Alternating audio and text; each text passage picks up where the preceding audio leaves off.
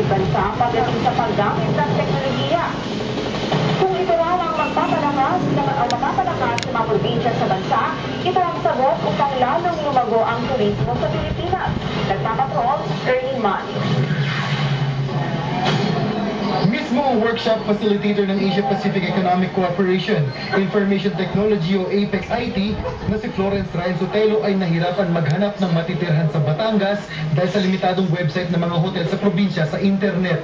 Isa raw ito sa mga nakitang kakulangan na lalawigan upang mapalakas ang turismo, lalo pat malaki ang potensyal nito. So, napaka-basic pero kulang sa information online. And nanghihinayang kami kasi nasa academe na talaga yun. Kanina, sumailalim ang ilang miyembro ng LGU, academe at mga small and medium enterprise sa isang workshop na magtuturo kung paano maaaring magtulong-tulong ang tatlong ahensya para kumita ang bayan o lungsod na kinabibilangan. Sa partikular na workshop na ito, kailangan gawa ng theme park ang Batangas City. Highlight ano ba yung mga needs ng mga guests at mapaplano ng gusto.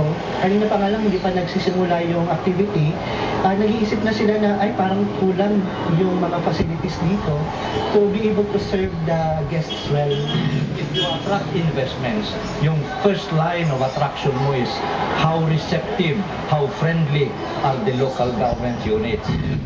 Sobrang dami pa pala namin dapat matutunan. Alam mo yun, yung akala namin okay na yun, saan pwede pa kaming makapag-upgrade ng aming mga sarili.